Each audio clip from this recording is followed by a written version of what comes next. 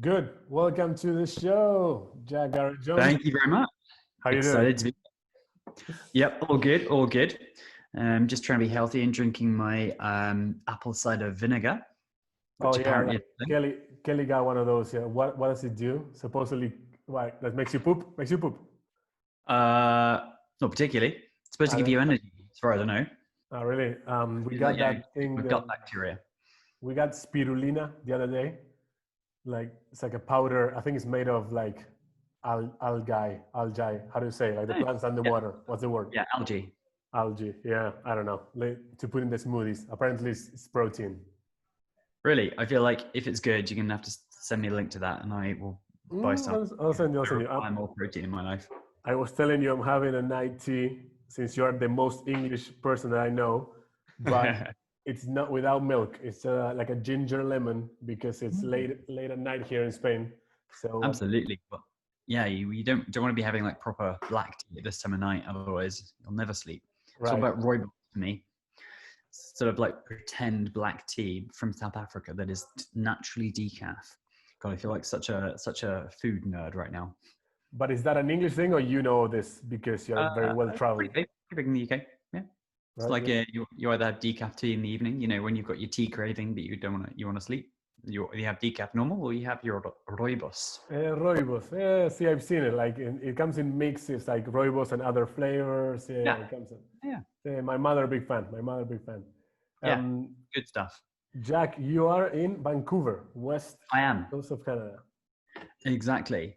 Indeed. Been here a few weeks now. My other half is Canadian, so we are spending a bit of time here. In the way that you normally go over and visit for a week or so here and there. Nowadays, in COVID times, I feel like you visit for a few months if you can.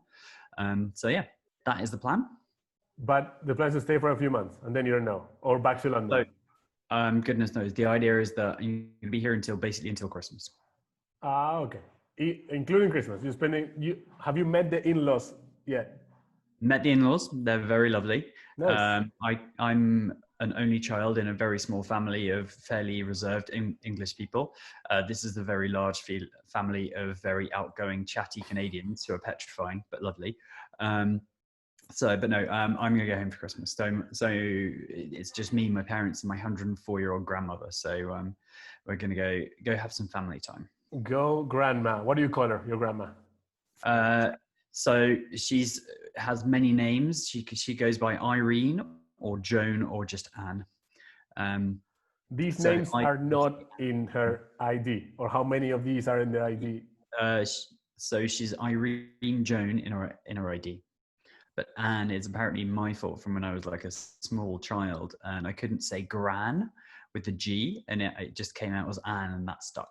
Nice. But now it's very confusing. Bless her. She's got two carers living in, and one of them is called Anne, so I have to be very careful. Like, is it Cara Anne or Carrie Anne? 104. Yeah, she's doing very well. She was born in 1916, middle of the First World War. Good. How is she? Like up there? Do you like have conversation with her? She's, bless her. She did very well until about a year or so ago. But now age is starting to catch up. There are times when you can have a perfectly normal conversation, and then she quite often asks whether her mother is coming to visit her, and whether she has to go to school tomorrow and things like that. So actually, with your mother, she's your mother's mother. Correct. Yeah. And she lives with them, with your parents, or? Well, she lives in her own house that she's lived in forever, but she has a couple of carers. One, now she has two. Yeah, you need it. Do you regret, or did you have plenty of conversations, like how was life back then, life lessons, all of that you can think about when you are older with your parents also, but since we're talking about your grandma? I think so. So, as I say, we're a fairly quiet sort of family. So I definitely spent a good amount of time with her. One of the defining things for her was that she fought in the war. Right. So both my grandparents were in the Second World War. My other grandfather was actually injured in training before going to the First World War. So yeah, a lot of the a lot of it kind of revolved around that. So I had some interesting times actually when I was sailing in the Azores, going to visit the places where my grandfather was stationed because he spent a long time out there. During the war, even in the islands. Yeah, my grandfather was based in the Azores for quite a lot of the Second World War, because he was in the Navy and doing And things. England had like a base in the Azores already. It wasn't like a deployment strategically because of the war, or was it? So this is going to test my history knowledge from memory. Yeah, I don't know. I don't know either. You should talk to my friend Yeah. Guido. Guido's obsessed with Second World War. Yeah, I think Portugal was neutral, but there was a sort of UK presence there, not a competitive one, but there was a presence there because it's obviously a very strategically important set of islands. So your grandma's husband was stationed there, and she would go and spend a bunch of time there during the war. Yeah. I don't know if she was there much. I know that she was based on like different places in the south coast. Spent quite a lot of time in Plymouth, which is one of the big naval ports in the like southwest of England, and a bit of time in Portsmouth, and they were kind of centre south, so to speak. Yeah, yeah. What would she do? Like mostly like nursing stuff, or no, so there was the Women's Royal Navy Service, or the Wrens, and they took on effectively anything sort of non-competent for the Navy. So she was on the clerical side, so she had a team of like typists, and then there were also kind of like drivers, all of that kind of like non-competent but useful that people are uniformed. nice, nice. And then your other grandfather also fought in the war, and that's the one that prepared or got injured before the First World War. Yeah, so he was born in 1890 something. So he's a proper generation from the other millennium. Exactly. I think he'd be 125 now, give or take. Mm-hmm. But yeah, he was injured sadly in training for the First World War, and so he never went out. But he had a wooden leg, and apparently did a great job of kind of like scaring the kids because he'd just knife himself in the leg, and they'd all think he'd done something horrible, but it was just sticking into a bit of wood. Cool trick. You seen that movie, the World War One movie, 1917? Yeah, brilliant film. I watched it on the plane on the way here, which was not a good way to watch it, but it was very, very good. You seen it? I've seen it in the theater. It's amazing. Yeah, I think it's one of those. You know how people tell you, "Oh, this movie is for the theater," but it's not really. Well, this one is really for the theater. It really is. So it's great view into. I feel like the English like honor. You know, like how like I feel like you guys have this patriotic sense of how you approach things. Always with a little bit of humor, but a big sense of duty and honor, and you can see that in the movie. Yeah, I mean, I think you're right. It did a very good job of kind of replicating what was there at the time. Hopefully, a bit of the sense of humor is still around, but I'm not sure that sense of honor for Queen and country is still there in large part because of the effects of the First War, right? Where there were so many casualties in like. War comes with casualties, that's a bad thing, but there were so many really, really incomprehensible decisions made by leadership. Yeah, I forget now what it was. It was an audiobook, or I saw it, I heard it somewhere, but it would talk about how there are stories in the First World War. Oh, I think it was a Jocko Willing like bit talking that the German side and the English side, the privates, you know, like the soldiers, sometimes will like go on a break and like pass along or like play a game. I forget. I don't want to say play football, but almost. Yeah. It's just so on Christmas Day, the famous story is 1914. The British and the Germans, and probably some others, but certainly the British and the Germans, just sort of obviously, because what else would you do, just came up out of their trenches and had a game of football in no man's land between the trenches, apparently, and then were sent back to fight. Yeah. So I was thinking about that when you said, I don't know a lot about First World War, but apparently every time I talk to an Englishman like yourself, it's way more prevalent. I feel like everybody else, maybe because of, I mean, I know it's because of the American involvement in the Second World War, and it's also closer to our time and the figure of Hitler. So it makes it more, you know, like palpable, but people don't talk about the First World War enough. And I heard that it was a lot of these things happened, and there was a lot of bad decisions, bad calls by leadership. So yeah, I mean, it's funny that it prevails in the English memory. Yeah, and you guys do the thing with the poppy pins. Yep, exactly.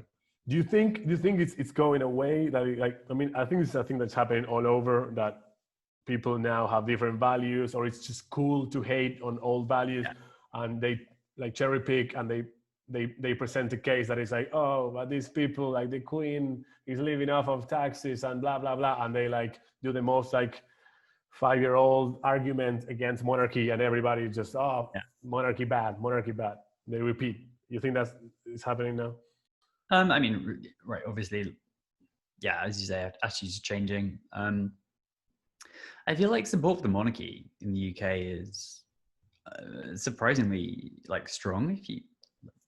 I don't know the way I see it certainly is that, yeah, it's really weird that some people whose parents or ancestors won battles for supremacy in some kind of like feudal system, are now the Queen and soon to be King of England, or the UK in fact.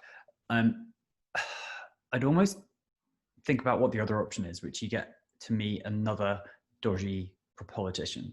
I mean, I don't think that there are many politicians in the history of the UK where I think, yeah, I would like that person to be head of state. I'm like, okay, there are some where I'm like, this person is a good, is the least bad of the options, and of the ones that you can choose, fine, that one can run the country for a bit. But I don't think any of them are ones that I would actually select to have as head of state. So to me, there's something nice about having a separation between kind of like dirty politics and the yes, it's like functional family, but something over here that's separate and that does ceremonial stuff, for me anyway. No, true. Also, there's a lot to be said for how the other option, or like the countries without royal family anymore, how much better off they are, or they were, by the removal of the monarchy. Like, yeah, I mean, I like purely financially, my take for the UK, the current time side, is that the monarchy probably makes us quite a bunch of money from the tradition it brings. Right, there's a lot of tourism that comes to the UK to see this sort of great traditional edifice, including the royal family, and it doesn't cost much to run them. That's a good argument. That's a good argument. Like, it brings, like, you mean like the fact Buckingham Palace, but also Windsor, but also the fact that the Queen's still alive, and the fact that Harry is married this actress, I forget, Meghan. Yeah. So all of that, all of those things generate tourism and interest, and it's like marketing in a way, like position, like power. Very, very cheap marketing for the country. See, that's a good argument. I'm not marketing is negative, but some of it's positive. I don't know, just. So it's, I feel like it's easy, more in like the circles we live in, or you and I live in. I mean, people that are not from Yawik, I know Jack from sailing on boats in Croatia and in Greece, and you can guess like the crew, the crowd that meets there is very homogeneous, at least in between the English crowd, like all the English guys and girls that we meet are kind of similar. And I feel like it's just a generational and an easy argument to just like hate on the Queen, or just say that it's ridiculous and just say that. Cool. And I don't know. I feel like there's more interesting like sides to it that you can make better arguments, like the one you were just saying. Now, what do you think of Harry and Meghan and their? I'll tell you what I know, and you tell me what I'm missing. All right. I know that the guy first, I think what I know was a party animal, but also a big sense of duty, because I think it went to the military as like princes do or royalty does. I know he spent like a year in Argentina doing NGO or like charity stuff, a little bit like secrecy, maybe it was less than a year. So I remember one time found something about it. I was like, oh, respect Harry, because I also was like, oh, respect Harry partying in Vegas naked, Yeah. So I kind of like that he was a little bit of a like not following the protocol, but also fulfilling his duties, you know. But Yeah. now, since he started with all of this and started just pandering to the progressive like thoughts, just repeating, we're gonna do this, we're gonna do that, just, you know, like these like empty platitudes just to like get brownie points in progressive agendas, you know. So I don't know, it kind of like coincided with him with the actress, and then they got married, and I think he renounced the family, the crown, he gave back the money. What did he do? This is where it gets murky, so I stopped following. I mean, so there's like the fact that you were born into the royal family, which I think gives you certain titles of privilege. So I think he's still Prince Harry, but then quite separately from that, you are also bestowed your sort of working titles. So what they were, the Duke and Duchess of Sussex. Yeah. So as far as I can remember, he's still Prince Harry because he's still the Queen's descendant of the right type. He's no longer the Duke and Duchess of he's no longer Duke of Sussex, because that was the sort of the role that was, because he was working as a royal family member. Right. And yeah, the royal family paid X amount for them to refurbish their cottage that they were going to live in.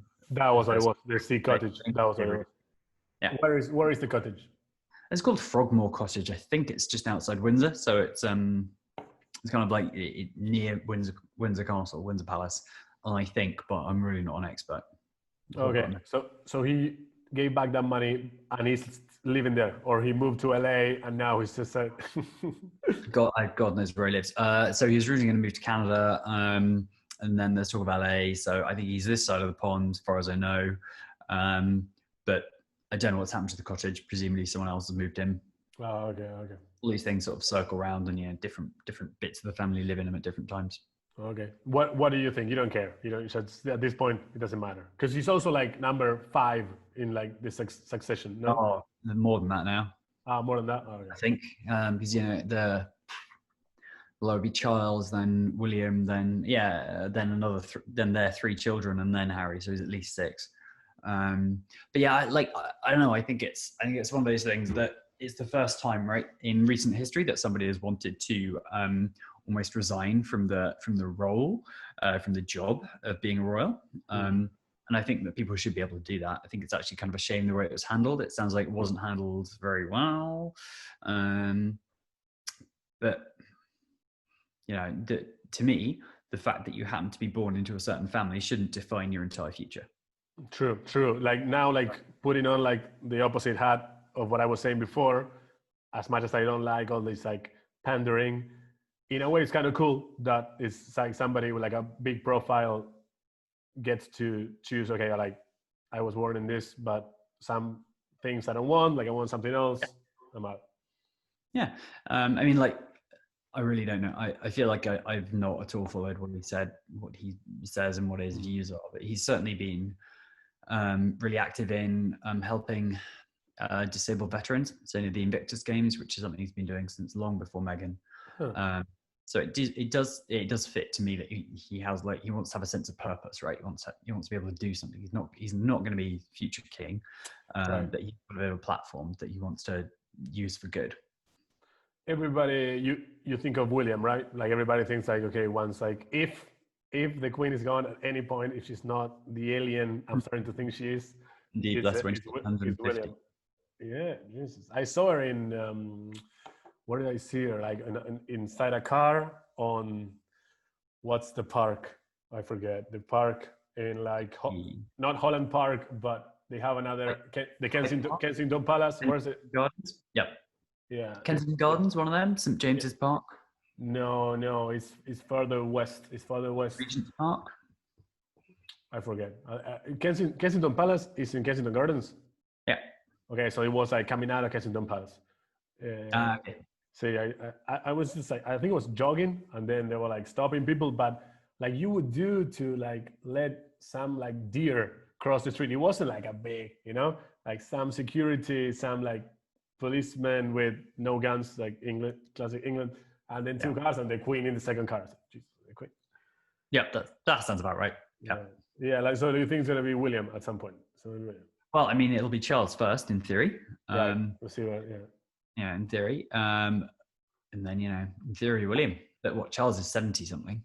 Oh, really? Oh, I thought it was like 95. He looks 95. She looks better than him. Oh no! Do you mean so her husband, the Duke of Edinburgh, is Prince? I should know this off the top of my head. The Duke of Edinburgh is like 98 or something. Oh, all right. Queen is like 96, but their son is Prince Charles, and Prince William, i.e., who married Kate, is their grandson. So so Prince Charles is Lady Di's ex-husband. Lady Di's ex-husband. Yeah. So Charles is next in line, but Charles was like 75, give or take, and then there's William. Okay. Gotcha. You miss the palace? You miss Buckingham Palace? Because I know you've been inside the palace. Yep. I visited it once. I mean, it's great. It's a super lovely building, but it's not like where you hang out every week, right? Yeah. I mean, to be honest, like in general in life, when I'm like in London, I try and avoid that part of the world just because it's crawling with tourists and it's really slow. So, how was your time in London now this year without tourists? Was it like a complete different city, or? It's so strange. So I live, I can't remember if you've been to my place in Tower Hill, but I live in Tower Hill, which is sort of like you took me one time. So we walked through the snow. So it was snowing. We walked through the snow, and I think you had to give the key to the person renting it for. I think it was for one day, and then we went somewhere else. But yeah, I saw it. Okay, great apartment. Yeah.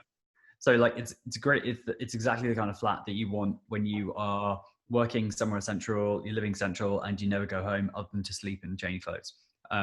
So it's like really close to the Tower of London, a lot of the tourist stuff. So normally in life, you're kind of swimming through tourists just to get anywhere. So it's been great not having that, and not tourists from the Tower of London and Tower Bridge, right? Like all that kind of thing. But like during lockdown, it was great, and I could just go for a run straight through empty streets all the way to central London, go to Buckingham Palace, and you'd be the only person there, and then come back along the river or whatever. So that was wonderful. But it's a bit weird and eerie. But recently, it's come back to life. I was gonna ask you because Barcelona is way smaller than London in every sense of population and size.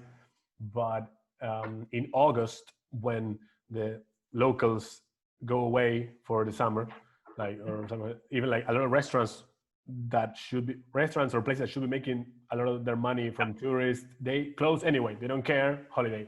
So now it was no locals and no tourists. August was eerie. You would walk through the Gothic quarter and there was nobody there. It's great for photographers, and drone photographers to get like amazing Buckingham Palace picture. I mean, here it's easier, but I can imagine in London it's so hard to get a picture of a Regent Street or Piccadilly Circus with little people, with with a few people. Impossible. Yeah, precisely. Very, very weird.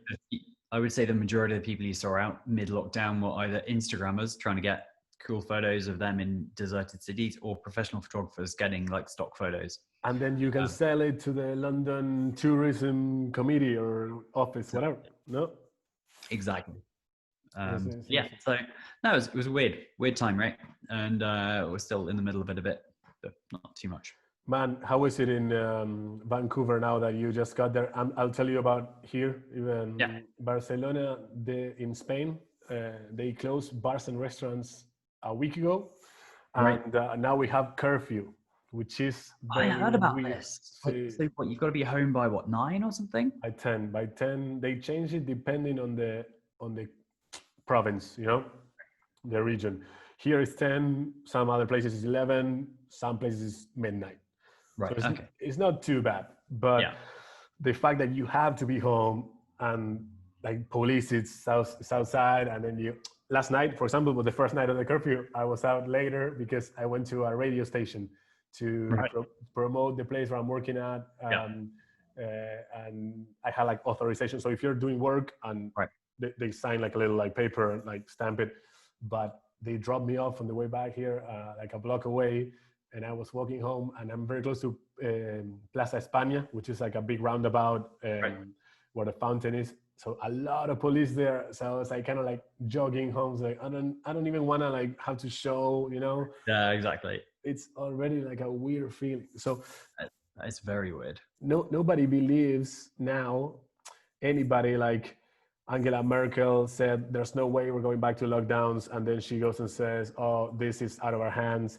So there's no assurance, and then there's a sense of like at any day we go back to staying home. It's very weird. Yeah, exactly. Very weird. I mean, what's weird is that over here in Vancouver, apparently there was never a lockdown. Never, even in March. No, even in March, there were a few cases, and just everyone worked from home where they could.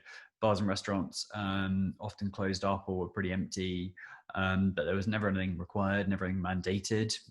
People just kind of like hid until summer, and then just went and did outdoorsy stuff until cases went down. So I think everyone's hoping, touch wood, that that'll work again, that it won't get too crazy. Like everybody takes a little bit extra care, and that's it. It's pretty like distributed as well. It's pretty, Canada's like social distancing central, massive country, not that many people. So, yeah, you've been walking around now, what, like 3 days? No, 5 days? 6. Today's day 6 of post-quarantine freedom. Okay. What? How do you find it? It's well, you're like a very well-traveled man, but you never been Vancouver first time? I've literally like kind of it's a kind of place I've been through like a couple of times for a day, but I've never really experienced it. It's great. I mean, it's to me, Vancouver's not about the city at all. It's about everything outside the city center, because the streets are lovely. There are huge trees everywhere. It's pretty easy to live. You know, apartments are pretty big in general, and you can drive out and within an hour be climbing amazing mountains or hiking, Sailing. or whatever it is, or sailing. Yeah, exactly. So all those good things. No, nice. No. Pretty cool. No, cool. I think, I always thought about like what you were saying before we started recording, that it's not a crazy cold part of Canada. Yeah. So livable temperatures. You're still on Earth, like what we Earthlings are used to. I don't know what the other Canadians are when they're like -30, -40. I don't know. Yeah, I don't know how you do that. Yeah, like, you just stay inside for X number of months of the year or something, but that doesn't sound like great fun to me. Yeah, different planet. I meant to ask you about the bank before we started recording. The Bank of England, when the thing hit, the virus hit, how tech was the bank already, and how much you had to transition? It was pretty seamless. To be honest, we spent a huge amount of time figuring out like a 2-shift model. So you know there was like shift 1, shift 2. You do a week on, week off, week at home. I think that we had one day where we used that system, and then on the Monday evening, the Prime Minister announced like lockdown, everyone stay at home. So we were like, okay. You spent all the effort in like splitting the teams. All the effort gone on that, but touch wood, it also meant that we'd figured out how to operate fully remotely, and it was pretty effective. Right. And how many years at the bank for you now? Oh, goodness gracious! So I joined 2008, right in the middle of the financial crisis, because if you graduate in London around that time, the jobs going were working for the government, working for the banking regulators, or nothing. So I found myself working for the regulator, and then doing a load of stuff trying to figure out how the financial system could be redesigned after the big crisis to make it a bit better. So did you really didn't think about it? It was like what was available, or you had an idea like going into finance or into the bank out of honestly college? In London at the time, the industry was finance. So if you wanted to go into like marketing or something, then you could do it. Little jobs, little money, like few jobs. Yeah, exactly. If you wanted to go into something creative, you could do it, or various other things. But if you wanted to earn decent money, then finance or any of the professional services like law and accountancy, you know, that kind of come off the back of that, was the only option. So when the financial crisis hit, London was hit really badly.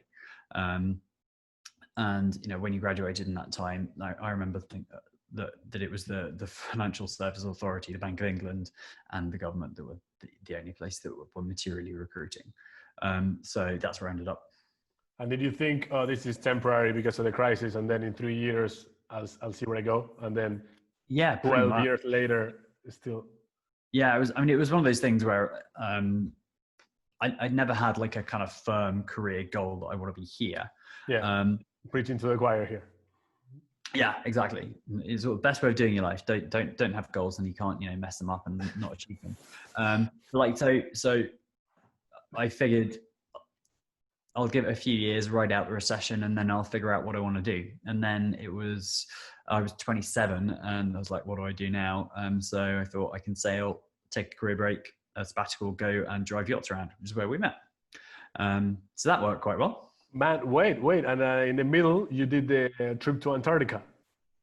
Yes, exactly. So can you talk about that? Because that's amazing. Every time I meet somebody and they were Antarctica, I'm saying, my friend Jack did this trip to Antarctica. Absolutely. So one of my nerdy things that I sailed like old-fashioned pirate ship style tour ships. So, you know, that's right. So old, like proper climb up the rigging, let the sail down, Pirates of the Caribbean type of things. I love it. This ties to the story of your grandfather with a wooden leg. You know that? Exactly. Yeah. Like me being watery, it was always going to happen. I had no choice. And there's this one ship called the Europa that every year sails down to Antarctica and does sort of like 3 trips of a month, going from the bottom of Argentina down to Antarctica and back up. And I'd always wanted to go. They were always booked out, so 2 years in advance. And I just happened to kind of look. And they had late opening space, so I just booked on about a month before, and it was the most incredible trip. So you fly to Argentina, and then you jump on the ship, you sail for about 4 days, get rolled around like anything in the what's it called, the Drake Channel, Sfontis Drake Channel, Drake, and the Beagle Drake. I don't know. There's a bunch. The Beagle Channel is the one that's just there's a big island. Yeah. Beagle Channel is between the island and the mainland, from memory. Oh, okay. And then the Drake Channel is between Cape Horn and Antarctica. The Antarctica. Right, more south. That's what I've got in my head. I may be completely off, but it's like a 4 days, three to 4 day sail. And then the first thing you see is icebergs. So I remember I happened to be up the rig at the time, like I don't know what I was doing, mucking around or something. How much do you do? Like, how much do you actually do for the boat? How much do you touch the sails? How much? So you are signed on as crew. You sail the ship.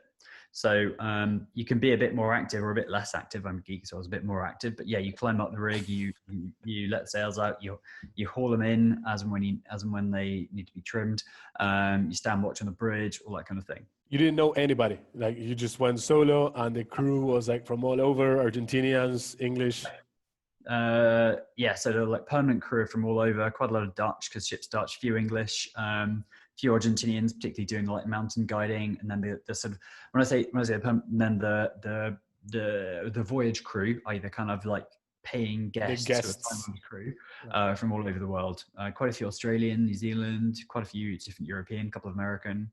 But I was the youngest at 28, I think I was at the time. And there were a couple in their 30s. Most were like 50s, 60s type of age group. So you sail through the Drake Channel. Yeah. How intense? Wind, waves, swell? It was worse on the way back, but you're looking at sort of average of 3 meter waves. I think we had a 4.6, so it wasn't comfortable, smooth sailing, but it wasn't terrible. It's kind of behind you on the way down, whereas it's kind of like you're going into it like this on the way back up. So back up was a bit more interesting. Oh, okay. And then you get there. I ask you a ridiculous question, but where do you park the boat? So this is not ridiculous at all. Oh, okay. As you're kind of coming in and you're sailing past icebergs and all that, and you're like dodging them, which is really weird and interesting.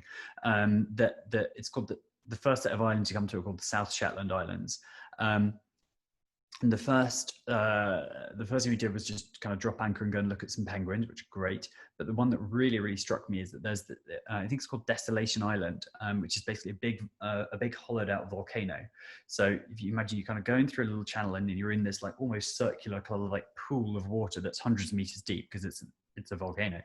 And it's an old whaling station because it's super sheltered and it's absolutely gorgeous and incredible. But I remember I was one of the first people to go ashore, so we just jumped in the dinghy and went ashore and like went around, hiked around, and then came back having looked at penguins. Spent a lot of time looking at penguins. I was like, there's something wrong with the ship when I remember like first seeing her over the horizon. There's something wrong, you know, where you like your little skipper sailing sense kind of goes. I realized that she was right on the beach, so beach ship. I was like, she's aground. And these crazy Dutch who run the ship and are great. Literally just like, oh, well, it's too deep to anchor, so we'll drive it up the beach. They literally just beached a 50, 60 meter long ship. Wait, but was it tide? A bit of tide over there? In the, they just put it on the beach. Just beach done. Yeah. Sits there for a few hours until they're ready to take it off, and then they just reverse it off.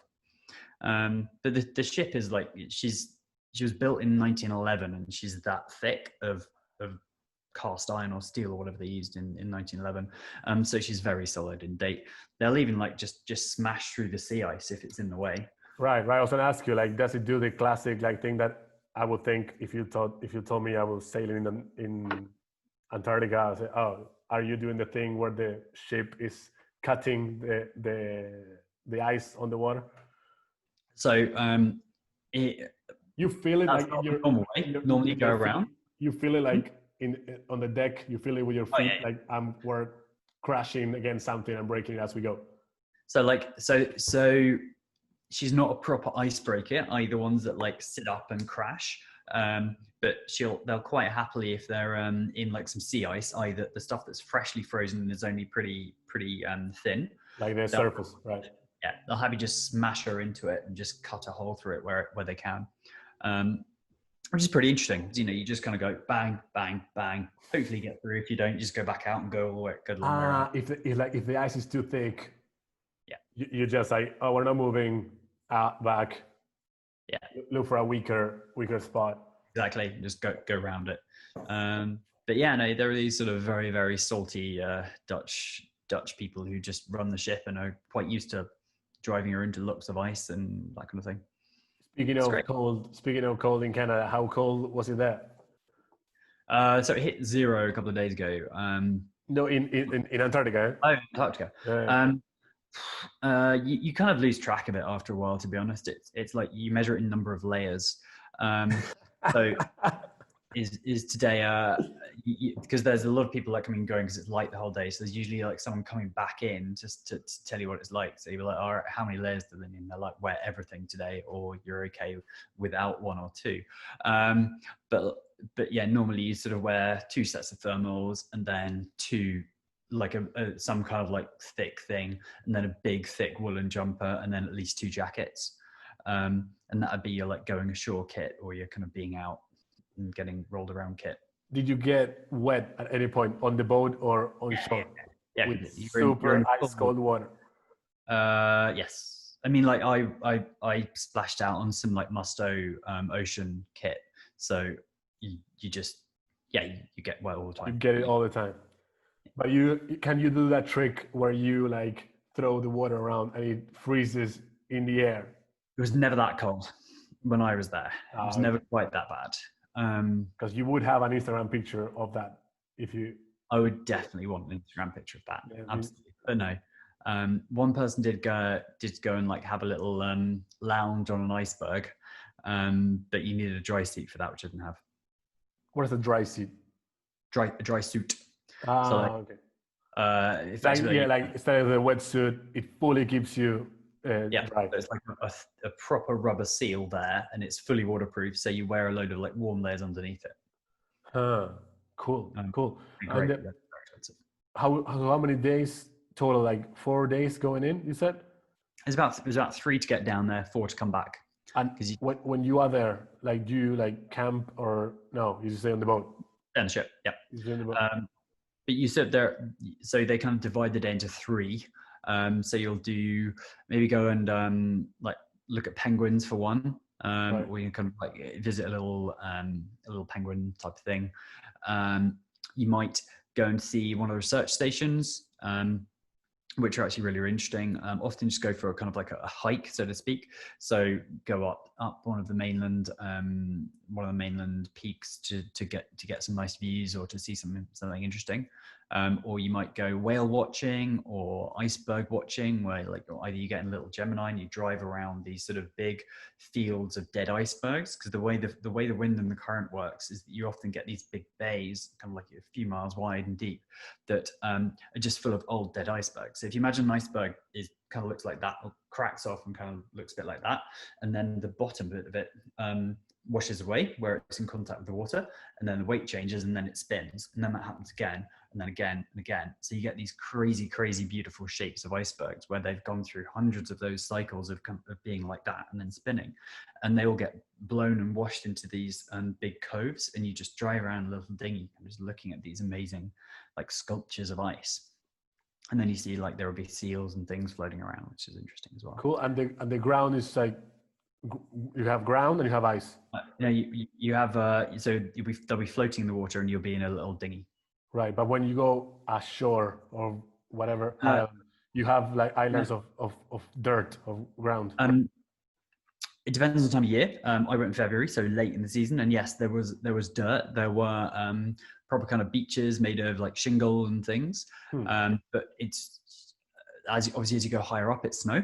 But what's really eerie is there are no plants. So it's like a proper moonscape. So often you'll find that there'll be this sort of big cliff with like snow on top, and then the valley will have melted. But it just looks like you're on the moon. Right. It's very, very, very eerie. Right. Amazing. And these Dutch guys, or the company, they do it purely as a tourist and like enterprise, just like take people like business tourism, or do they have any other like research or? So there's a charity that owns the ship, and they just operate her for the benefit of people enjoying going sailing. So they don't make a profit. They obviously pay their staff, but it's not like a scientific or for-profit scenario. They are now trying to take somebody with a bit of a research angle. So we had a guy who was doing a PhD in humpback whales.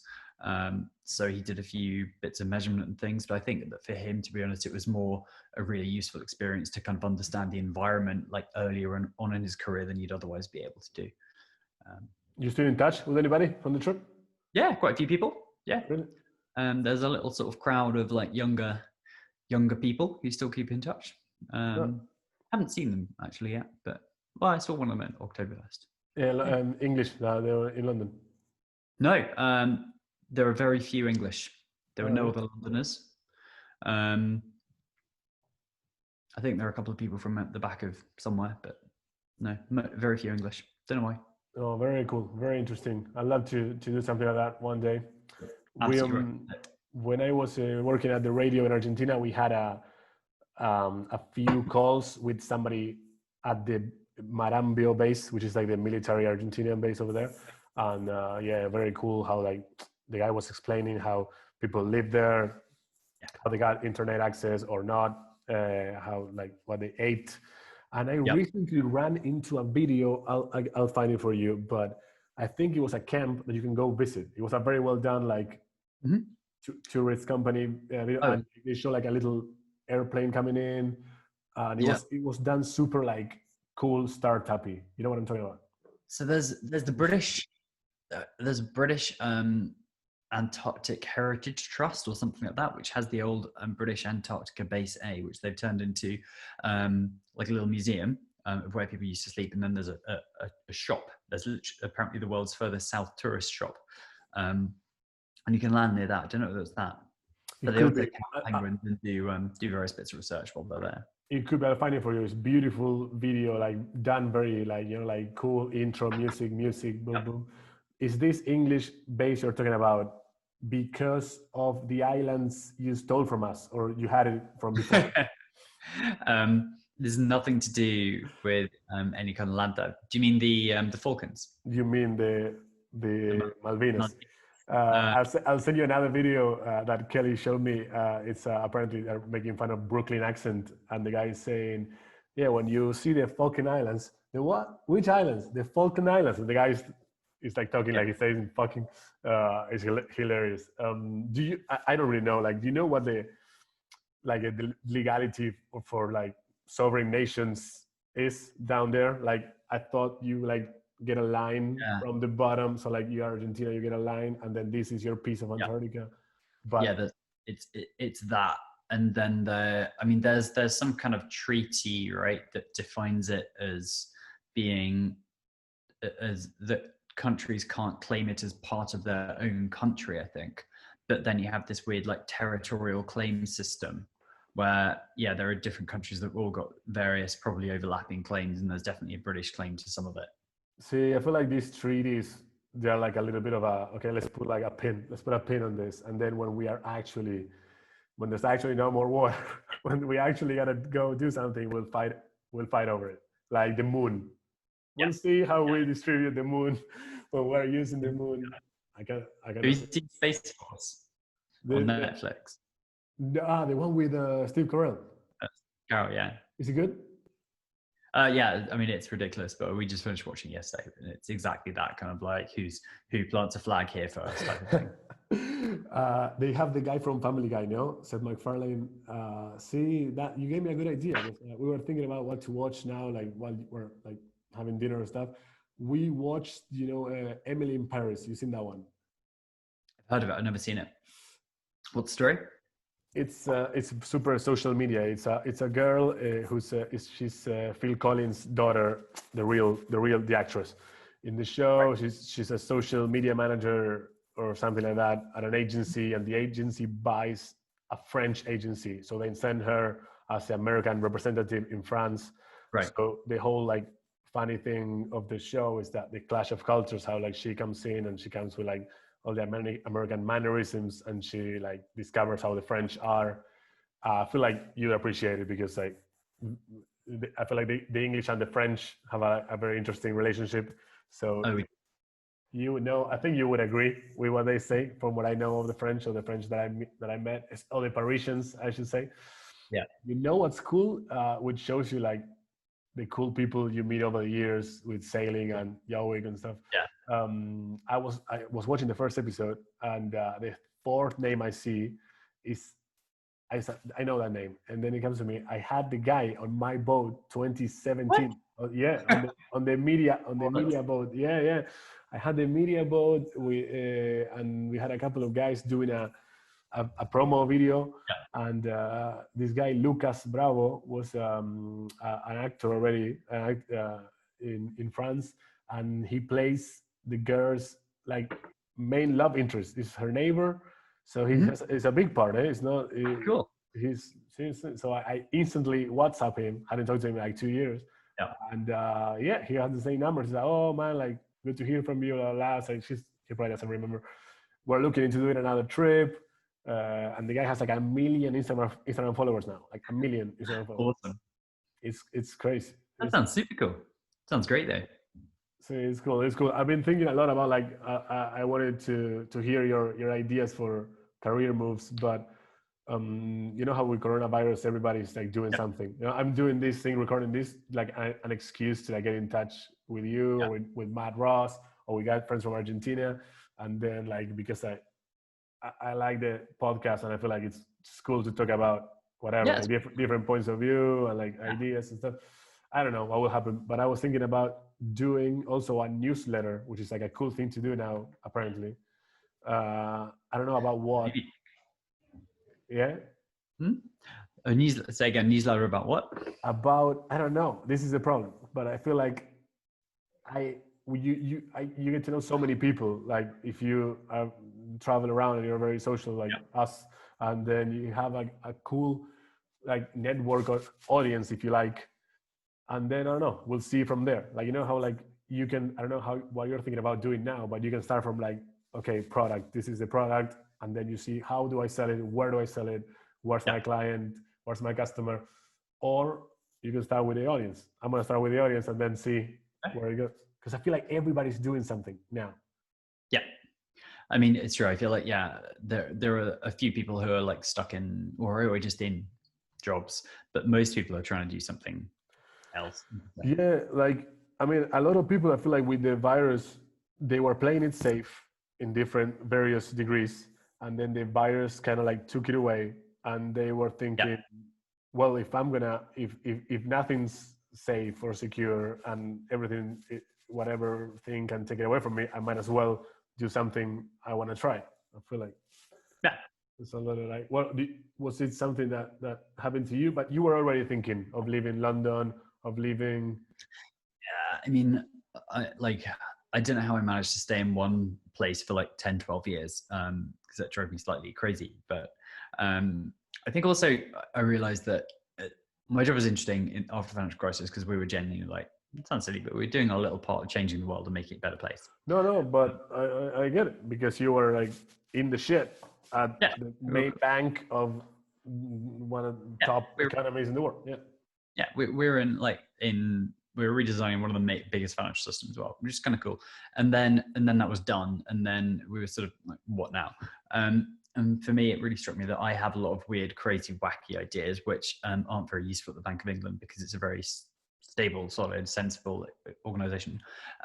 So obviously, contractually, you can't do much while you're an employee because conflict of interest, and I've got a lot of access to sensitive information. Right. So I figured, right, now is going to be as good a time as any. I will have far fewer distractions when we're in the middle of a pandemic than when we are not, when I could go and travel and stuff. So COVID will be a nice way of making me focus on something. So I figured, right, I'm going to go and kind of work through a few crazy business ideas, see whether there's any legs to them, and if there is, try and do it. So yeah, it's all sort of crazy stuff like you want to share, or you're afraid people might steal the ideas from you? I'll happily waffle through rough ideas. Like one of the big things I'm trying to figure out is how to measure things like how to measure more about a product, right? So when you buy something, it might say, it doesn't tell you anything. It might say it's made in Vietnam or China, right? But that means assembled. It doesn't necessarily mean that everything from there is the parts country like where the parts. So like if you spend $100 on something, where does it come from? Like where's that $100 go? I don't know. I'd quite like to. Also, how much what's the carbon footprint of that product? And this stuff is really hard to calculate. How much water is used in it? There are all sorts of variables. Like is there any child labor used in the produce? Is there any prison labor used in it? There's a whole load of how much of this is taxes? Yeah, precisely, all that kind of thing. And I'd love to. I know that it's really hard to calculate that stuff just from trying to do a bit of that work. But I feel like it must be possible to figure out a better way of doing that. And I've got a few crazy ideas that I want to just like poke my nose into, see if any of them work. Wait. Let's stay with this one because I like it. First, how did you come up with it? It was like a thing that you were processing, or was it like I wonder this could be an idea? So I'm a little bit ADHD, right? So everybody is now. Yeah. It's a made up thing. It's not a made up thing, young man. You should talk to my friend Damian from New Zealand. I'll put him in touch with you. Maybe we'll do another one of these with him. He's obsessed now with him having ADHD. I mean, I'm very convinced that I do in some way, shape, or form, and it's from like things at work where I just describe the world, or like I see the world completely differently to other people. Right. And were you good at school, like school, high school, college? I mean, I sat there all year and did nothing and stared out the window. And then the exams, you were doing good. Like I just came top of the class in the exams type of thing. But my teachers would all be like, we're really worried about Jack. We're really worried, blah, blah, blah. And then they'd see the exam results and be like, we're not worried anymore. It's fine. But yeah, like this stuff, I just find it like mildly frustrating. I'm like, when my brain will be like, I want X, like there's this kind of hole, there's this gap. And then if I can't figure out how to fill it, I'll be like, oh, okay, well maybe I could figure it out.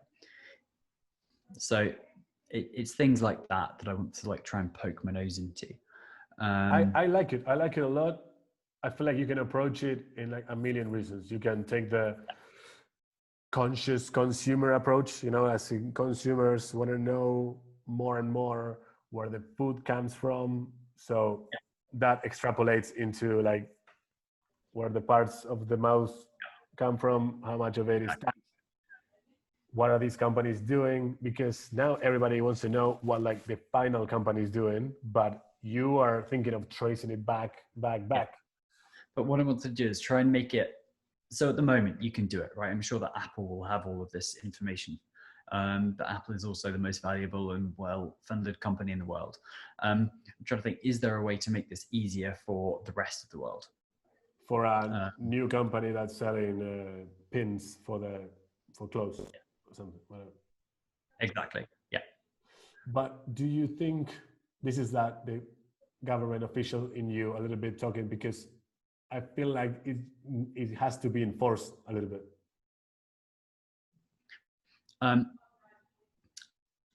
So I think there are a couple of angles. So for universal adoption, yeah, it would need to be forced.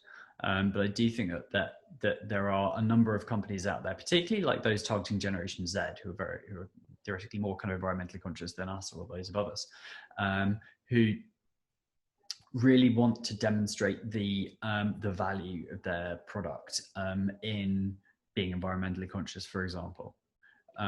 And I think that there's probably enough of a market there to make it worth looking at. I agree. Yeah. And you can get a bit of a start there, then it can almost become a competitive advantage. No, true, because maybe like companies could use it or could not use it, but then if you're preaching to customers that would like to know and you're showing good results, then you would like use it because you want to use it. See, I think now I don't really know if it's public access information, but I was reading that like America has like a list of companies that they won't trade with because they know they use child labor, for example. Yeah. But that is the only thing that I know, like the only filter. Like, I don't know if what H&M is doing. I don't know. I hope not. Yeah, but there's all sorts of these random one-off things, right? Where there's been like, as you say, I don't know the details, but let's say there's been a law passed in the US by some senator or congressperson who's very keen on reducing child labor. So they'll implement a law there. Like Germany is talking about a law that requires companies to go all the way up the supply chain for something else that's not child labor, and I can't remember what it is, but something else. So like, and it's all very kind of random and disparate, and how do people do it? It's very like manual and difficult to do verification. So I'm trying to figure out something to make that easy.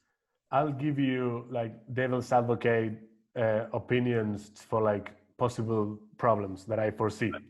Far away. One is that what's the expression in English? Like the rabbits out of the, like you see behind the curtain, kind of like you see behind the curtain on products that are super overpriced in a way, if you want. So that's gonna like start some issues, because it's gonna be like, okay, cost of this, made here, pay this much to the workers, whatever, like however you want to break it up, this is the price. And then when customers see like 1,000% increase. I mean, you're right. There are some things, but you can. So there'll be a bunch of companies that don't do that, and the ones that don't do that are the ones that would want to major on that. And two is that you can smooth this stuff. So no company would want to give such an exact breakdown of their cost. It will be like less than 10% this, 10 to 20% that. And you can spin it. Like, the way, again, Apple says, designed by Apple in California, assembled in China. See. You all of that kind of like profit margin, you just call good design. Exactly. No, exactly. But I feel like people are gonna start hating like I mean, I know this, you know this, but a lot of people don't stop and think about it like, oh, you mean like the $1,000 I pay for my iPhone, what, 925 were good designed by Apple? And like, Yeah. I would say, yeah, it is. That's like how it works. But I mean, like you're absolutely right. In that kind of example, maybe Apple isn't the company that takes this up first. Maybe would be the one that uses the other side of, we have only this device emits 0.5 kilogram of carbon dioxide and uses very little water, and so on and so forth. Yeah. And that they could use that as their selling point, and they just don't go into that whole side. Right. And it depends what you as a consumer want, right? If there are some companies that do all of them, you might, great, okay, I've got loads of data. That if you are like let's say a very nationalistic individual in, for example, the US, and you want your dollars to go on America, and you want to be very America first, then you could like prioritize looking for companies that have a high proportion of America spend. Right. Where if you are maybe more environmentally conscious, then you prioritize looking for companies or products that have a very high, that have like low carbon footprint. Yeah. Low carbon, yeah. No, I see a lot of benefits, and even in the bad things that I just said, you can spin it. Like you can spin. Well, yeah, we're Apple. We're charging you this much. This is our profit, our margin, but we reinvest in R&D all of this much, and that's how you get your little cool iPhone next year. I don't know. Yeah. You can spend it. And the other thing that I was thinking about was, I saw it. I forget. I saw it somewhere in a book. I'm reading that book, The Psychology of Money by Morgan Housel. It's good.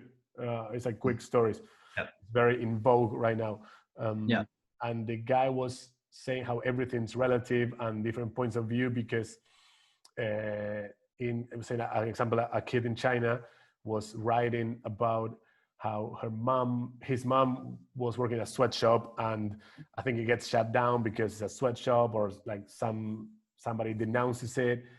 But before doing that, his mom was a prostitute. So the kid was like, we were happy with the sweatshop work, by your Western American accounts, whoever the NGO was that complained or got it shut down was like inhuman. But what was the alternative? So those are other tricky things. But I don't know.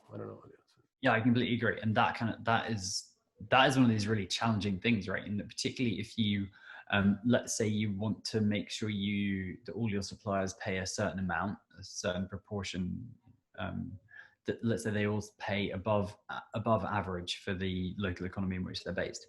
You then effectively, arguably, create this like divide between the haves and the have-nots in that local economy, where anybody that happens to be able to touch the supply chain for a Western company gets more kind of Western style standards, and they are like this kind of like superior group almost compared to those that don't have those protections.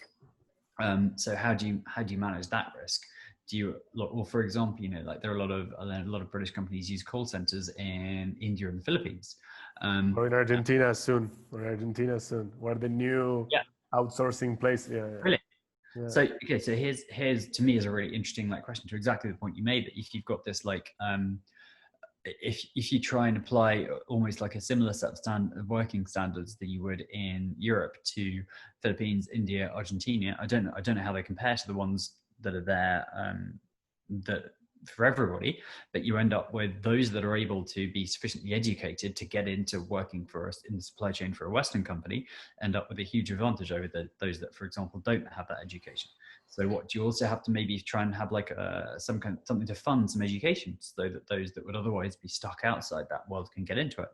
I don't know, it's difficult. No, it is difficult. It's basically one of the problems with the universal basic income, or with the minimum wage. Wage, it's the same problem with the minimum wage, changed to conditions or to like inhuman conditions, whatever you want to call it. But you are kind of taking away their advantage in a way if you put a floor in it. Very tricky. But overall, I like the idea. I like the idea a lot, especially because people want to know where, like, I see it with me. Like, I never cared. I never gave a fuck about like, hey, I was eating meat from here, from there. Now I'm like, oh, is this cow grass fed? Is no grass fed? Like, so. Yeah. So yeah. Tell me about this cow. What's its backstory? Was she listening to classical music? You know, like how they do that. They make like animals listen Yeah. to it. So okay, good. I like this one. It's Yeah. ambitious, eh? Ambitious. Yeah, a little bit. It's probably going to downfall, but Okay. worth poking my nose into, see whether it's worth it. Is the Okay. idea. Next. Who next? You have more? How many you have? Far too many. Okay, so my current crazy one is I don't do well with drinking beer. I can have one, but like if I have like three drinks, normally I'm all right. If I have 3 beers, my stomach's unhappy, so I try and avoid beer. So I drink cider. In It's too sweet, Vancouver, man. I don't know how you do it. Too sweet. because back home I drink proper cider, like kind of proper Ah, cider that comes in a box. From a farmer that I can't understand because their accent's so thick, that type of thing. So like here in Vancouver, apparently there's a lot of people that like cider, and the local cider is all too sweet. So I'm thinking like maybe I just need to drive around the back end of like the countryside of Western England and try and figure out some people who I can buy boxes of cider off, ship them over to import them to Canada, do all of that legal stuff, and then sell them here and see how that goes. That's the very basic one. man, I think you should get on this now and see what happens. No, see what happens. Like Yeah, if it doesn't, if it happens a little bit, you keep doing it. It can take up a lot of your time. No. I mean, I think it's one of those things that it takes a load of energy to set it up in the first place, to do all the legals and all that jazz, and then hopefully it just runs. But the number of people out here where I say, oh yeah, I try not to drink beer, I prefer cider, just because it's a conversation topic, right? Where you're in a bar or whatever, and I'm like, I'll just do zero beer. They're like, oh my God, I really love cider, but you can't get good cider out here. As the response from all the people, all the locals. I'm like, cheesy. What else? My other crazy idea is there are a load of so ADHD really. There's a load of like non-medical like devices coming onto the market that are supposed to help you with your concentration, with your brain. So there's one that's like there are a couple of like headbands that either emits like a very low level of radiation that tries to help you kind of like relax or concentrate. So this exists right now. I can go buy. I can buy it. There are like a load of them. There's probably like 5, 6, 7, either that have launched in the last year or 2, or that are launching in the next year. So for me, how do you know about this? Because you're ADHD, or you know about this because basically because I'm like, right, my brain sucks. I want to try and improve it as much as I can. And they kind of range from about $100 up to like 300. And I kind of think I want to try them all. I don't know how to, because like which one's going to work? Which one's not going to give you a brain tumor? I think so. I'm pretty sure they're all like tested and kind of they're all very safe. Just that for some of them, for some people, the product A is going to work really well. For some people, product B is going to work really well. For some people, product C. And am I an A, a B, or a C? I don't know. So I'm thinking like I kind of want to try all of them. And I thought, but how? Because that gets quite expensive. So I was like, let me buy them all. Set up a company, buy them all, try them myself, and then rent them out. So for trying. Yeah, just be like, right. Do you remember like back in the day, you used to rent DVDs and they would come through the letterbox and you watch them and send them back. That kind of model. Okay. So like rent, make it like 30, devices. 30 buy a bunch and then rent it out. Yeah. Make it like $30 a month or $40 a month or something, and then you could even make like a partnership with the brands and not really buy them. Maybe they'll lend it to you because then if people like it, they'll buy them. Yeah, exactly that kind of model is what I'm thinking, and it's a very new segment of the world. Like 5 years ago, this kind of stuff just didn't exist, but now all of a sudden, like that technology is getting miniaturized and it's coming out. So, what are the companies? Mostly American. No, there are quite a lot of European actually. So there's a couple of Swedish. I was going to say the Scandinavians look crazy enough to be doing these things.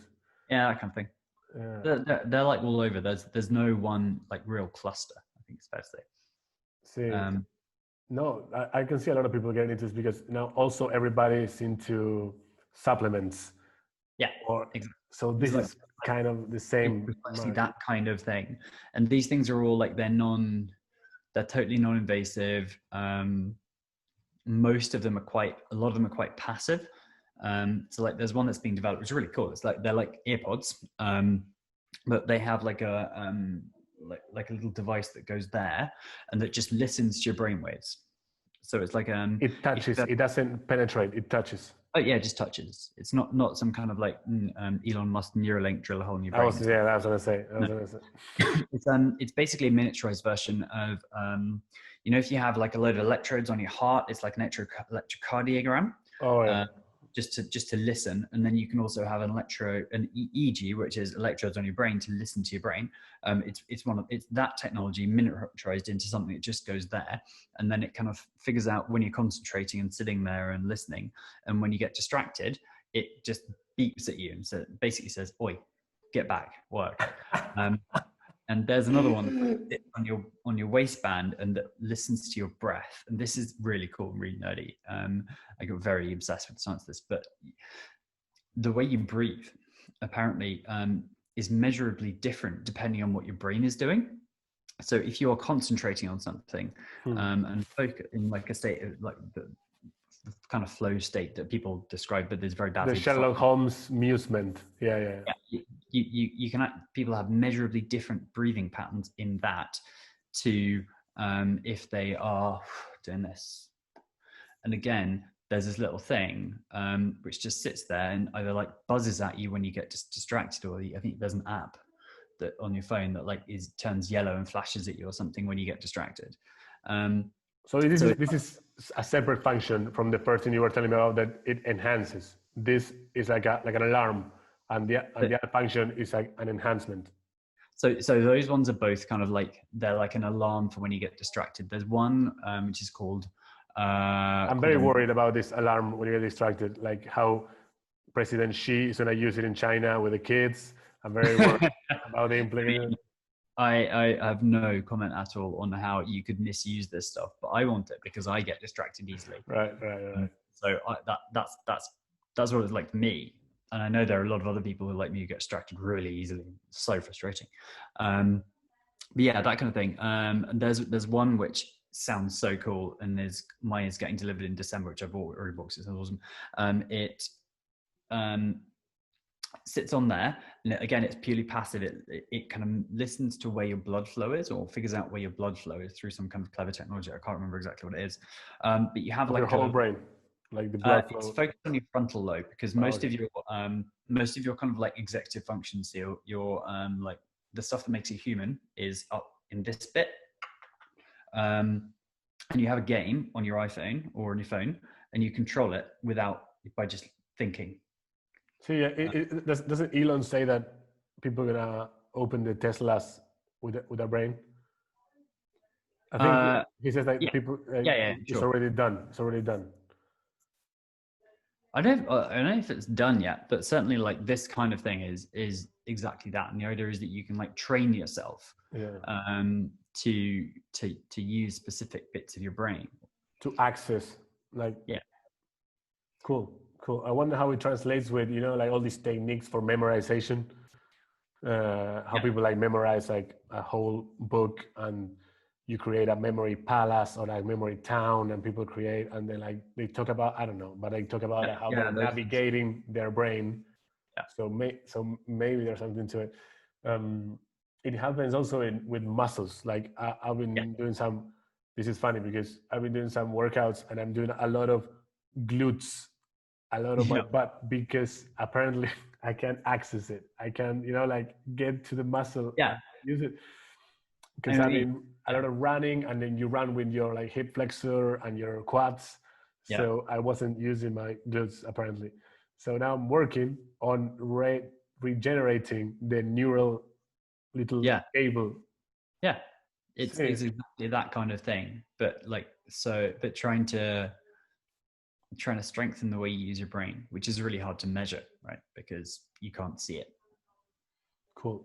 So I have no idea whether this stuff will work, but like, as I say, for the amount of like life stress that being weird causes me, I'm willing to try it and see whether it does work. These are your three more top of mind, the ones you're most thinking about. No, there are more, but those are three. Those are enough So to keep me what employed. you're doing, I'm thinking, because I feel like a lot of people are like, oh, I have so many great ideas, or I want to start my own thing, or say, basically those two. But then most people don't do anything. Some Yeah. people talk about it.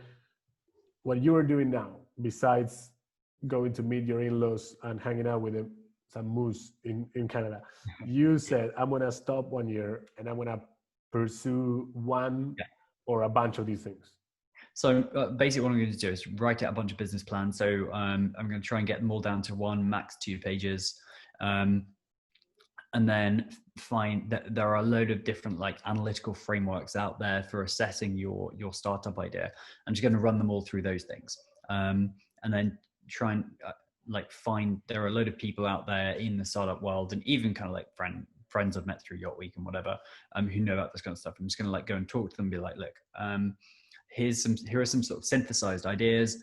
What do you reckon? Is there anything really big I'm missing? Is there anyone I should talk to? Anything I should apply for? Apply for all the like accelerators or incubators even. And then if in a few months' time it looks like none of this is working, none of them have legs, or they're already been done or anything, I'm like, fine. Maybe I'm going to apply and do a master's, or just get a job somewhere. But I want to make it so that in a few years' time, I can look back on this period and be like, I did everything plausible to try and make one of these things happen, or to identify whether one is worth doing, right? Because it might be that none of them are worth it, and there's no point. It also might be that you're not going to find out if they're worth doing until you go and do it for a couple of years, one of them at least. I mean, in my mind, that's something that's kind of worth doing. Yeah, yeah. If I were to, I don't know, be saying that I want to start up a company to buy rights for program like TV programs and films and then stream them to people, I would hope that everyone would be like, it's called Netflix, dude, and it's already been done. That is like something I'd kill. But if it's something where it looks like it's plausible, and you've got to try and get some investment and do it for a couple of years, particularly like if it's importing cider to Canada, no, it's not going to happen. But if it's something more interesting around like the environmental world, trying to make the world a better place in some way, shape, or form, or developing skills that will be useful in a job, then I'm perfectly happy to spend my time on that. You're right. I mean, I don't see a way. I think what you're saying is, and I agree, that this is a win-win-win situation. Whatever happens. I mean, For Garrett Jones, you're like having peace of mind because you're giving it a shot, and you're not going to have that regret later. Yeah. For if it's going to 100% give you skills for finding other jobs or starting something new later on in life, because whatever you do of these 3 things you told me, and I bet you have more, you're going to gain a lot of knowledge and skills in different industries, areas.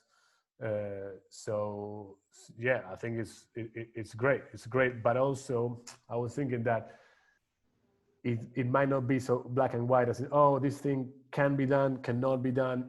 It has been done, it has not been done. Some things people are going to say it can be done, and maybe they can, and it's going to be the opposite. And Netflix exists, but there's no Garrett Jones Netflix. Netflix is a weird example, but if you find one of these things, something almost the same exists or it's coming up, it might be early in the game, and like the Garrett Jones version could be better. So Precisely. It's not reason enough to not do it. You know what I mean? Precisely. But all of those things are a judgment, right? It's not like if there is a competitor, then you don't do it. It's it's a look at the state of the market, case by case basis. Case by case.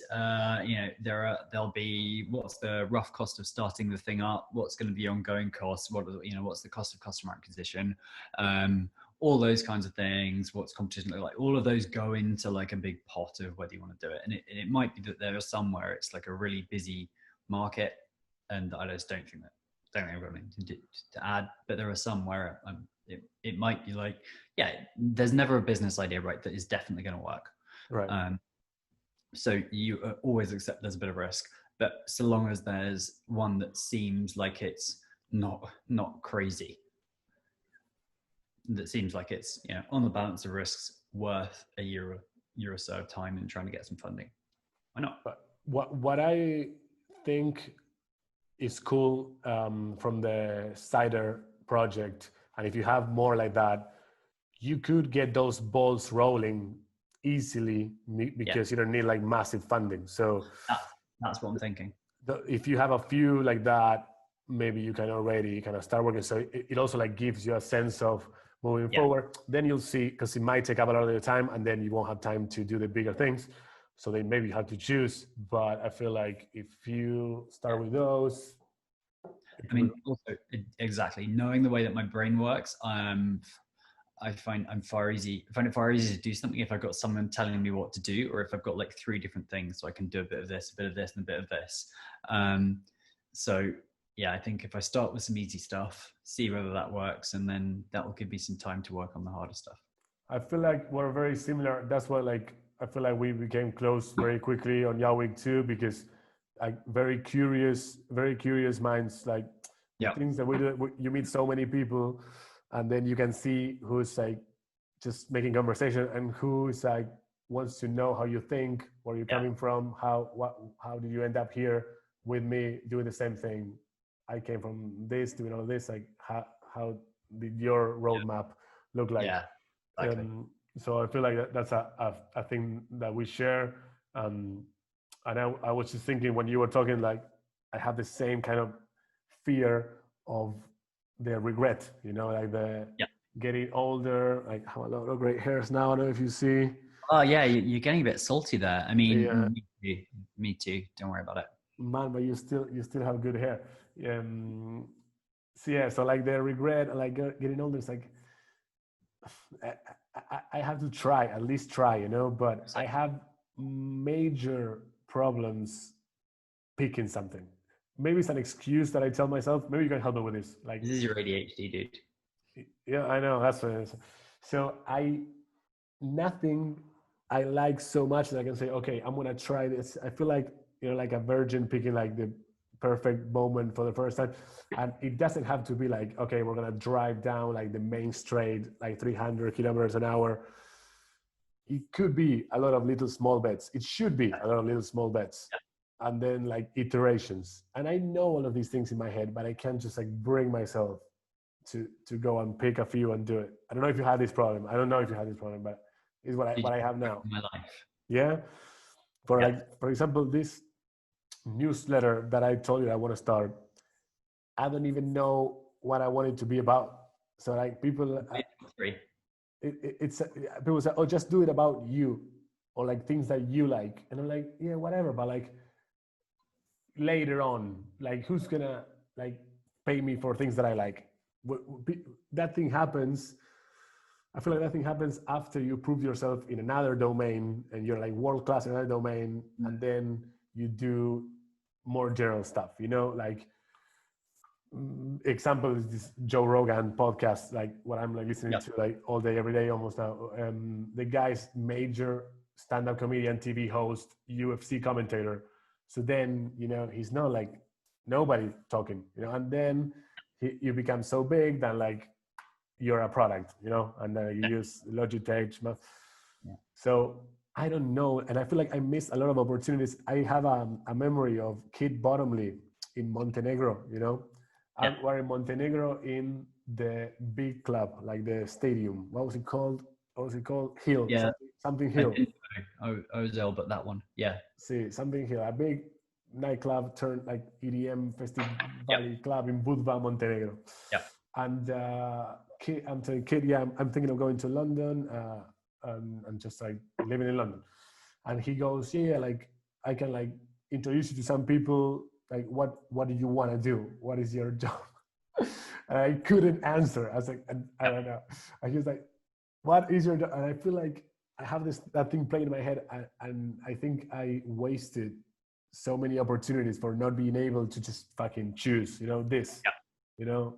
Welcome to my life. I wish I would be a carpenter. So I make tables. I make an Instagram. I make a brand of tables, and I'll start making carpentry things and sell it. Easy. Yeah. But I don't know. And you're kind of the same, but you actually at least held a job for 12 years. So you can say you're a financial expert or something. I mean, I spent 11 of those years trying to leave, but never very good at leaving. But yeah, I mean, dude, just go, a suggestion, go speak to your doctor, get yourself assessed as whether you've got ADHD. Even if I have it, what do I do with it? Knowing that I have it, what would it change? Knowing that you have it allows you to acknowledge, to figure out which bits of your weirdness, I'm talking about myself here, which bits of your weirdness are features of ADHD, rather than just yourself. And rather than beating yourself up over it, for the things that you've messed up in life or messed up, you figure out how to solve them. Because in what I found is that there are a lot of things and stuff that have happened over time. Like I'm late a lot and blah, blah, blah. And like you say, people say, what do you want to do? I'm like, I've got no idea. I have like 25 ideas today and I had 30 ideas yesterday and they were totally different ideas. So like, and then people say, oh, you've got to make a decision, as though you have the capability of making a decision, is because you're like them. It's like saying to someone who's got a physical disability, oh, just pretend you don't walk. Just walk. I can't. Yeah, just walk. I can't. My brain is wired differently. I don't have that same capability. So once you've got your head around the fact that you're different, when the whole narrative that this is my fault because I can't make a decision and I should be able to make a decision, you can be like, oh, that's not quite the same. And instead you focus on like coping strategies and weird things that you can do to help you get around the problem, right? So rather than like smashing into the problem and constantly failing because you're smacking into a brick wall, you figure out how you can try and get around it. Like there's nothing to this. There's nothing to this, but maybe there's something to do around it. Like this is not gonna give. This is not gonna give. So I've just thought that the iceberg example from earlier is great. So like, oh, I love it. I love this. Our ship that's not an icebreaker, it can smash into the ice. Sometimes it'll get through. But if you've got a proper icebreaker, it just goes bang, bang, bang, done. Right, but if you don't. Whereas our little like normal non-icebreaker ship can try. Sometimes it works, but mostly it doesn't, and you have to go around. And if you know that if you think you're in an icebreaker, and you keep on trying, and you get confused as to why it doesn't work, it won't give. It's not going to work. But if you know you're not in an icebreaker, then you just go around it. I love it. And also, I feel like there are two things to this. It's also an asset. I mean, it's mostly an asset, I think. I mean, we can't have everybody like you or like me because things will be on fire outside. But for a lot of things, it's an asset. It's good. Yeah. I mean, it has. I don't know. I'm not sure. I'm not convinced that it's a net asset. I'm really not. But there are advantages. See, I'm not convinced either. You're right. We'll see for some things. And another thing is that maybe it's an excuse that I give myself, is that if you think that it's an asset, as I think sometimes, you kind of give yourself the excuse that you don't want to solve it because you lose the mojo. Kind of like Dr. House doesn't want to stop taking Vicodin. You've seen Dr. House? Yeah. And he's super smart and he doesn't want to stop taking the Vicodin because it makes him dumber. Yeah. I think there's something to it, but it may be just an excuse to not try to address it. I don't know. Do you feel like, or would you want to be like more normal? I'd love to. You'd love to, but even if you lost your Jagareth Jonesness, which everybody loves. A few people ask this, and like, I mean, it's hard to disaggregate what of you is you versus what is the weirdness of your brain, right? But I feel like I would have 1,000% less stress and general life pain in the bum if I could get rid of it. But I can't, so I'm just got to work with it, make the best of it. I don't promise I'll accept that I have it, but I'll promise I'll take a little look at it and try to like spin it. Yeah. Cool. It's late here, but I meant to ask you about something else since you're a banking expert. Any of your ideas, anything to do with cryptocurrencies? What about them? like any of your, are you planning on doing anything that has to do with blockchain or cryptocurrencies for your startups? No, that's the short answer. I mean, it's like I was saying, I wouldn't want to try and start a Netflix competitor right now. Right. You feel like Bitcoin is too strong. So not Bitcoin specifically, but there's a massive ecosystem out there. There are a lot of smart people with weird brains who think in lots of different ways, applying their energy to that kind of space. I don't know anything about it really. I know the basics, but I've nowhere near enough knowledge to really find what's the unique angle that would make a difference. I just don't see where I'd have an advantage. I remember you saying, I asked you a bunch of times this, but I remember you saying that your job at the bank wasn't very like financial or numerical, right? So, because I'm curious, somebody who worked at the Bank of England for 12 years, you don't think about like financials or money a lot, or do you? Like investing? Do you think like, are you looking at the stock market? Or do you have any, like how many investing books do you read? Or is it like a lot of fluff and you just don't care about it? What's your approach? I was never in any of those jobs. I was kind of around that. So I was more like, how does the whole market work? How does the system work? So I'd be like, is this safe? Or what happens when the next financial crisis hits? If it hits, in this bit rather than this bit, what are the consequences? I like it that you said what happens when it hits, because I feel like a lot of people are like, oh, this is 100% safe. And this, in a nice possible way. So one of the things that I really took away of financial crisis was someone said, I don't remember who it was, there'll be another financial crisis. Your job for the next few years is to make the system as good as we can get. And realistically, you all who are entering the workforce now in your early 20s, if you can keep there being another financial crisis until after you retire, that is the best you can possibly hope for. Because when there's a whole new generation who have never lived through a financial crisis, you can't control that. Right, because nobody's going to be thinking about it because they didn't live it. It didn't exist in their lifetime. They'll be like, oh, there's this rule that they wrote, 50 years ago before the crisis. I see. We can make it more efficient if we remove this, but then they're actually fucking it up. I see in the book that I told you I was reading, they say how people behave depending on the reality of the years, like what the economy was doing when they were in their 20s and their 30s, and depending on obviously where they were born to. I'll tell you one more thing. I'm asking you this because I'm also obsessed with Nassim Taleb. You know Nassim Taleb? No. You gotta check him out. Former trader, big on risk analysis and fat tails of risk. So right. Yeah.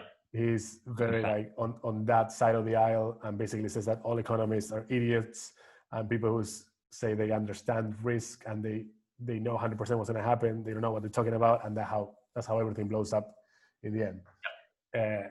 But also a lot about like philosophy and life and ways to behave. He talks about anti-fragility and fragility, like a system that gets better with more volatility, or a system that, given volatility, doesn't collapse, which is kind of what you were hinting at, I think, with the building the bank. Check him out. I think you'll like him. Excellent. Sounds interesting. Love it. That's very cool. Okay, man. Great talking to you. Very interesting. As you just say hi to Sheena. I will pass it on. Absolutely. And yeah, it was lovely to chat. Hope all is well. And let's catch up again soon. Cool, buddy. Big hug. Bye. Take care. Bye. See you. Ciao.